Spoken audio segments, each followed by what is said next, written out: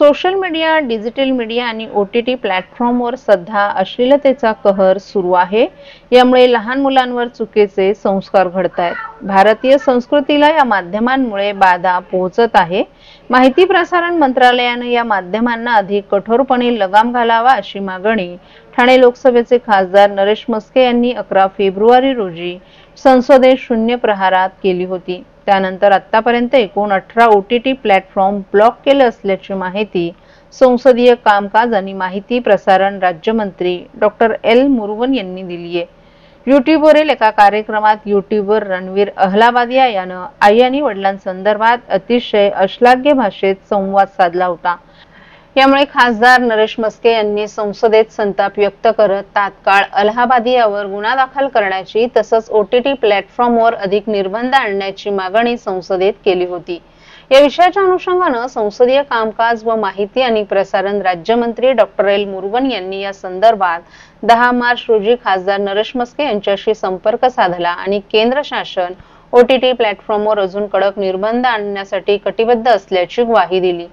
केंद्र सरकारनं माहिती तंत्रज्ञान कायदा 2000 अंतर्गत 25 फेब्रुवारी 2021 रोजी माहिती तंत्रज्ञान मार्गदर्शक तत्व आणि डिजिटल मीडिया आचारसंहिता नियम 2021 ची अधिसूचना जारी केली आहे.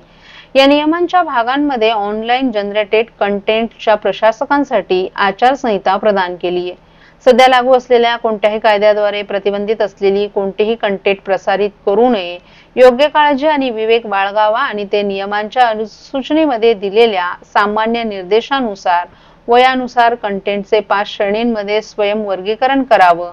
मुलांसाठी वयानुसार अनुचित सामुग्री प्रतिबंधित करण्यासाठी OTT प्लॅटफॉर्मनं पुरेसे संरक्षणात्मक उपाय करावेत असे नियम असल्याची माहिती आणि प्रसारण राज्यमंत्री डॉ. एल. मुरुगन यांनी दिली आहे.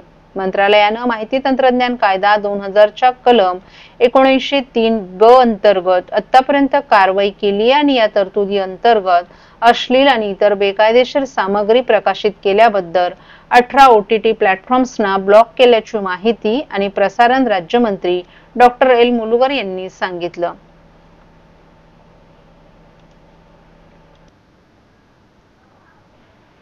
अंध आणि अपंगांना सुरक्षित रस्ता ओलांडता यावा यासाठी शहरात महापालिका आणि वाहतूक विभागानं सुगम्य सिग्नल यंत्रणा बसवली आहे. मोठा गाजावाजा करून सुरू केलेल्या या प्रकल्पाला 4 महिन्यांपासून ब्रेक लागलाय. यामुळे टायर किलर योजनेपाठोपाठ पालिकेचा दुसरा प्रकल्पही अपयशी ठरल्यानं ठाणे महापालिकेचे लाखो रुपये पाण्यात गेलेत.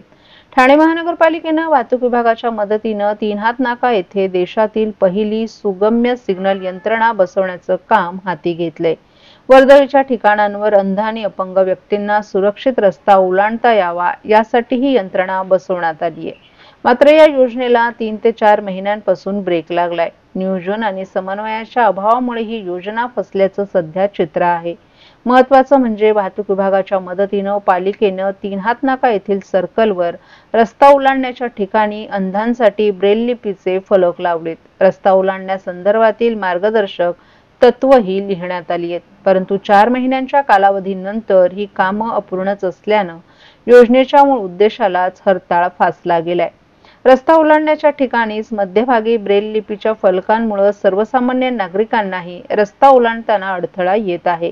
अपंगांना रस्ता ओलांडता यावा याकरिता येथे रॅम्प लावण्यात येणार होते, परंतु त्यांचा देखील पत्ता नाही. तसंच चौकात रस्ता ओलांडण्याच्या ठिकाणी ब्रेल लिपीचं बोर्ड उभे करून आवाज करणारी यंत्रणाही बसवण्यात येणार होती, परंतु वाहनांच्या गोंगाटात बीपचा आवाज ऐकू येण्याबाबतही साशंकता आहे. महापालिकेला टेंडर घोटाळा आणि 337 कोटींच्या बेहिशेबी कारभारानं कुरतडले असतानाच आता पालिकेच्या मुख्यालयाला वाळवीनं पोखरल्याची धक्कादायक बाब उघडकीस आली आहे. वाळवीची लागण रोखण्यासाठी 2018 नंतर पालिकेनं कोणतेही प्रयत्न न केल्यानं मुख्यालयातील फर्निचरसह विविध विभागातील महत्त्वाच्या फायलींचाही वाळवीनं घास घेण्यास सुरुवात केली आहे. त्यामुळे खडबडून जाग आलेल्या प्रशासनानं साफसफाईसाठी तातडीनं 18,93,000 रुपयांचा प्रस्ताव तयार केलाय. ठाणे महापालिकेत गेल्या 3 वर्षांपासून प्रशासकीय राजवट सुरू आहे. त्यातच पालिकेच्या तिजोरीत खडखडाट झाला असून वाळवी प्रतिबंधात्मक उपाययोजनेसाठी प्रशासनाकडे पैसे नसल्यानं मुख्यालय इमारत परिसर आणि कार्यालयांमध्ये वाळवी, घुशी तसंच इतर कीटकांचा प्रादुर्भाव वाढल्याची माहिती एका वरिष्ठ अधिकाऱ्यानं दिली आहे. प्रत्येक 2 वर्षांनंतर कीटकनाशक मोहीम राबवली जाते. मात्र गेल्या वाळवी लागू नये म्हणून गेल्या 8 वर्षात प्रतिबंधात्मक उपाययोजनाच करण्यात आली नसल्याची धक्कादायक बाब समोर आली आहे. मुख्यालय इमारतीमधील अनेक विभागांमार्फत वाळवी रोखण्यासाठी लवकरात लवकर उपाययोजना करावी अशी मागणी कर्मचाऱ्यांकडून करण्यात येत आहे. सद्यस्थितीत फर्निचर, भिंती, छत आणि महत्त्वाच्या नसतींना वाळवीचा प्रादुर्भाव झाल्यामुळे वस्तू सडत असल्याचं प्रशासनाच्या निदर्शनास आले. दरम्यान गेल्या काही वर्षात मिंदे गटाची सत्ता असलेल्या ठाणे महापालिकेत 337 कोटींचा फुटलेला बेहिशेबी बॉम्ब तसंच टेंडर घोटाळ्यात काही बडे मासे अडकण्याची शक्यता असल्यानं हे वाळवीचं भूत उठून काही महत्त्वाच्या फाईल्स गायब करण्याचा डाव तर नाही ना, अशीही चर्चा सुरू झाली आहे. लेखापरीक्षणाचा हिशोब लागत नसल्याची चर्चा सुरू असतानाच टेंडर घोटाळ्यांनी बदनाम झालेल्या पालिकेचं बिंग फुटू नये म्हणूनच प्रशासनानं वाळवीचं भूत उभं तर केलं नाही ना, अशी चर्चा आता दबक्या आवाजात सुरू झाली आहे. महाराष्ट्रातील भगिनींना आधार देणारी राज्य शासनाची मुख्यमंत्री माझी लाडकी बहीण योजना. या योजनेअंतर्गत अल्प उत्पन्न गटातील 21 ते 65 वयोगटाच्या भगिनींना मिळणार दरमहा 1500 रुपयांची मदत. अर्ज करण्यासाठी 31 ऑगस्ट 2024 पर्यंत मुदतवाढ. कुटुंबाचं वार्षिक उत्पन्न 2.5 लाख रुपयांपेक्षा कमी असलेल्या महिला पात्र. कुटुंबाकडे पिवळं किंवा केशरी रेशन कार्ड असल्यास उत्पन्नाचा दाखला आवश्यक नाही. पांढरं रेशन कार्ड असेल किंवा रेशन कार्ड नसेल तर कुटुंबाचं वार्षिक उत्पन्न 2.5 लाखांपेक्षा कमी असल्याचा दाखला आवश्यक. योजनेसाठीचा ऑनलाईन अर्ज नारी शक्ती दूत ॲप वरून किंवा पोर्टलवर भरता येईल. ज्या भगिनींना ऑनलाईन अर्ज भरता येत नसेल त्यांच्यासाठी अंगणवाडी, ग्रामपंचायत, वॉर्ड ऑफिस, सेतू सुविधा केंद्रामध्ये किंवा आशाताई बचत गटाच्या CRP यांची मदत उपलब्ध. आता आपल्याला अभिमानानं म्हणता येईल, सुखी आणि सुरक्षित आहे माझी लाडकी बहीण.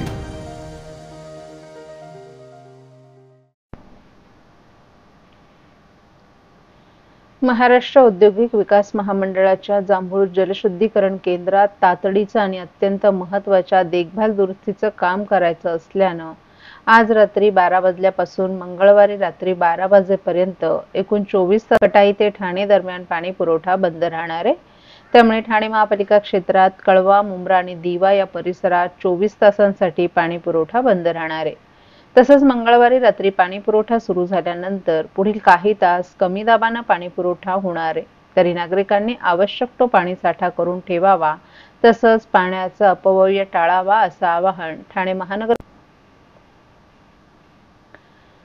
ठाण्यातील घनकचरा समस्येवर मात करण्यासाठी सीपी तलाव येथील कचऱ्याचं मौजे आतकोली येथील भूमीवर हस्तांतरण सुरू झालं. घंटागाड्यांमार्फत होणारे संकलनाचं काम तात्काळ सुरू करण्यास सौरभ राव यांनी घनकचरा विभागाला दिले आहेत. तेथे साचलेल्या कचऱ्यांमध्ये काम करून आतकोली येथील क्षेपणभूमीवर पाठवण्यात येत आहे. दिवसाला सरासरी 90 वाहनं हा कचरा नेत असून आतापर्यंत सुमारे 7000 मेट्रिक टन कचरा सीपी टँक येथून आतकोली येथील क्षेपणभूमीवर नेण्यात आलाय. आतकोली येथे पाठवण्यात आलेल्या कचऱ्यावर दुर्गंध पसरू नये म्हणून सुगंध फवारणी करणं तसंच मातीचा थर देणं आदी शास्त्रोक्त पद्धतीनं कामं सुरू असल्याचंही पालिका आयुक्त सौरभ राव यांनी स्पष्ट केलंय. रविवारी सायंकाळी पुन्हा एकदा त्यांनी वागळे इस्टेट येथील सीपी टँक या कचरा हस्तांतरण प्रकल्पाला भेट दिली. तेथे साठलेला कचरा लवकरात लवकर आतकोली येथे पाठवण्यासाठी केलेल्या नियोजनाचाही पालिका आयुक्तांनी आढावा घेतला.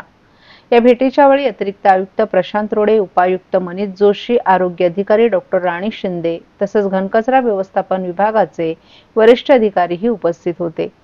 सीपी टँक येथील कचरा हस्तांतरण प्रक्रिया वेगानं सुरू झाली असल्यानं आता शहरात साठलेला कचराही लवकरात लवकर उचलला जावा. त्याचबरोबर घंटागाड्यांद्वारे नियमितपणे केली जाणारी घरोघरी कचरा संकलनाची व्यवस्था तात्काळ कार्यान्वित करावी असे निर्देश या पाहणीनंतर आयुक्त राव यांनी दिले आहेत.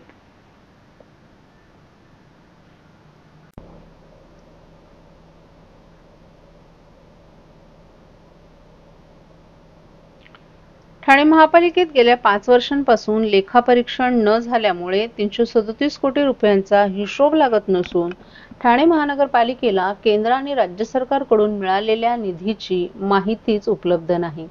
या प्रकरणाची गंभीर दखल घेऊन लेखापरीक्षण न झाल्याबद्दल राज्य सरकारनं महापालिकेला विचारणा करावी तसंच 337 कोटी रुपयांच्या भ्रष्टाचाराप्रकरणी तत्कालीन आयुक्तांसह वरिष्ठ अधिकाऱ्यांची सखोल चौकशी करावी अशी मागणी राष्ट्रवादी काँग्रेसचे प्रदेश प्रवक्ते, माजी खासदार आणि जिल्हाध्यक्ष आनंद परांजपे यांनी मुख्यमंत्री देवेंद्र फडणवीस यांच्याकडे पत्राद्वारे केली आहे.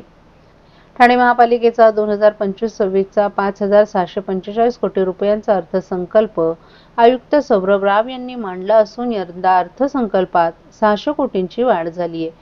ठाणे महापालिकेच्या उत्पन्नात वाढ होत असतानाच भ्रष्टाचाराच्या प्रकरणांमध्येही वाढ होते. आता लेखापरीक्षण टाळून भ्रष्टाचारावर पांघरूण घालण्याचा नवीन उद्योग सुरू झाला असा आरोपही माजी खासदार आनंद परांजपे यांनी केलाय.